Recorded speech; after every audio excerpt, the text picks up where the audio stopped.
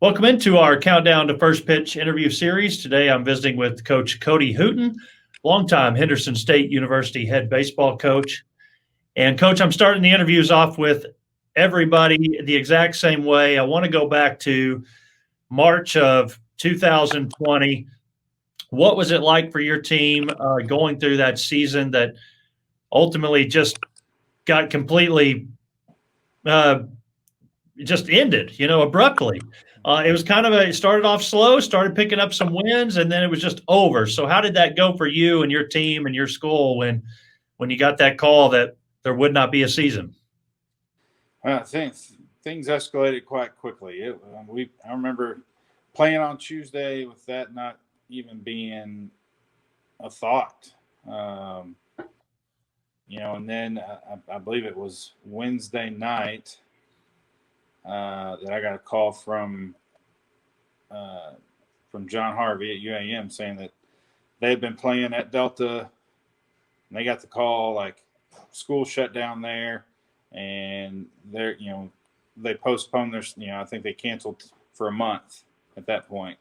And me thinking how crazy that was, like what's going on? And then later on that night is when the NBA shut down, which at that point now it's getting really real.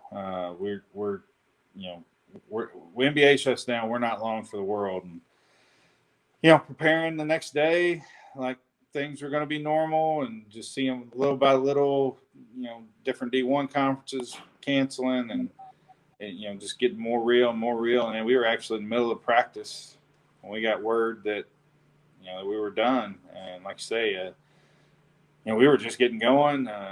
We were a very senior heavy team, and my heart just broke for them. And obviously the next couple of weeks dominoes started falling that and they ended up getting their year back, and ended up working out for them to come back. So I hope we never have to go through anything similar to that again, for sure. Yeah, absolutely. I'm a high school teacher. I was in Washington, D.C. with 9 students for a big conference. We were up for a big award. And I was same thing. I started seeing all the news just trickle down. And, I thought there must be a lot of calls to make in the GAC. I think my phone finally rang at about 11:45 that night when I got the news about the GAC. And even though I'd seen all that news during the day, I couldn't really believe it, Okay, so let's move on a little bit here, except I do want to ask, what did you do to pass the time without baseball? Did you do anything fun or creative, or just sit there and hope it could change? Well, at the time when it all went down, the idea that it would really affect the fall, seemed kind of far-fetched. So sure, there would be on the other side of this come fall. So, we couldn't travel, couldn't recruit.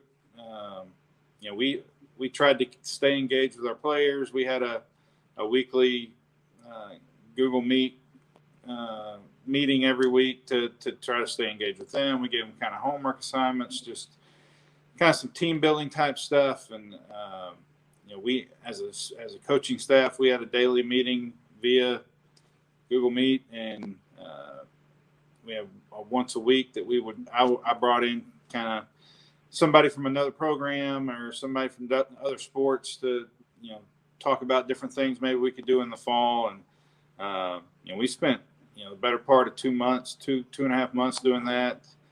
We kind of felt like we had redone our fall and done some stuff, come up with some stuff we could do for team building and all that. And then about early to mid July, we started realizing, well, the fall ain't going to be the fall. It's going to be something completely different. So I thought I had spent my time really wisely, but it turns out hopefully we can institute some of that fall of 21. But it was kind of all for naught. We just kind of had to fly by the seat of our pants this fall, with things changing almost daily. So thought I was being productive, but not. Sure. Turns out not really so much. Yeah. Well, maybe down the road, like you said. I was reading the release from your Sports Information Director David Sally about the team, and Taylor Langston coming back for a 6th season. So I haven't made a point to really ask specifically about individual players, but that's so unique. I got to ask about him and what went into that decision to come back for another year. Well, he was a guy who was an All-American for us way back in 2018 and 2019. About this time of year, he found out he was going to need surgery, and really at that point, we thought that's the end of it, right? Because he was in his 5th semester or his 10th semester. He was a 5th-year guy. You don't get any more, but we worked. That was his 2nd year to miss because of injury. So we put in an appeal. We hadn't had a ton of success with those things to that point. And then we found out towards, I think it was probably April sometime, that he was going to get that year back. So he was back last year, but, almost probably, a testament to him, better than he's ever been, having success. Yep. COVID happens, and now everybody gets another year. So here he is, this 7th year in college, finishing up that master's degree, and probably going to play a big role for us once again. Do you have most of your seniors back, or did they go ahead and graduate and move on? We do. We have, I think, all but one came back, and so we're blessed in that. From that standpoint, we'll probably set an NCAA record for amount of guys in grad school. I think we have 13 right now, so which makes scheduling practices a lot easier. We don't have all that's night classes and online, so I don't have to worry about as many guys missing practice because of labs or whatever. So it's been for a million different reasons an interesting year, but it's neat to see, and it's probably the way it all worked out. That's probably going to be the case probably the next 3 years. We're going to have guys because we got 3rd-year freshmen. Wow.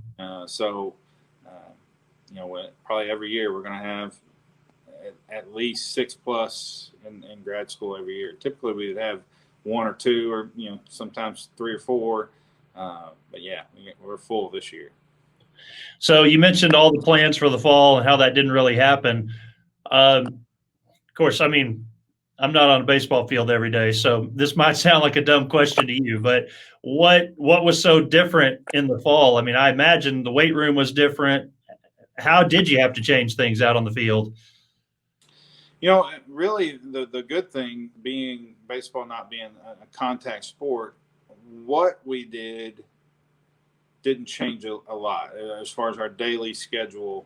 It's how we did it. Like we couldn't even have, our opening of the fall meeting had to be a Zoom type meeting.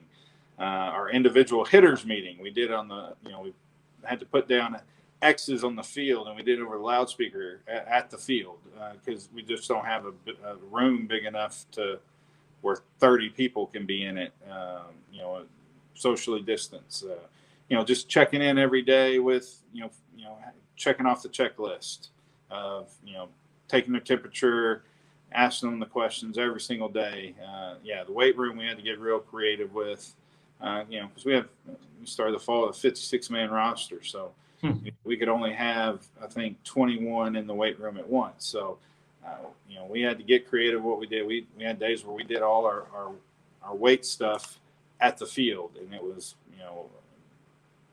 plyometric heavy, body weight stuff heavy, doing med ball stuff. We really had, it was a test for us to see how we, as a staff, to see how we could adapt on the fly, and for our players, that was, a thing that I typically preach a lot is control what you can control. Don't waste your time worrying about things that are out of your control. That's just going to hinder you from being successful. And we got the ultimate test for sure this past spring, the summer, and then the fall was just another in that line because every step of the way, and now all of a sudden, we got these grandiose practice plans, and now, 30 minutes before practice, I find out, this guy tested positive. So these 3, his roommates are out. These other 4 were contacts also. So it kind of would blow up what we were trying to do, and we just had to adjust on the fly and go. Yeah, I've said before that it's always coach speak to tell the next guy to be ready, but I would have to think the players believe it more than ever this year. Right. You're going to need everybody.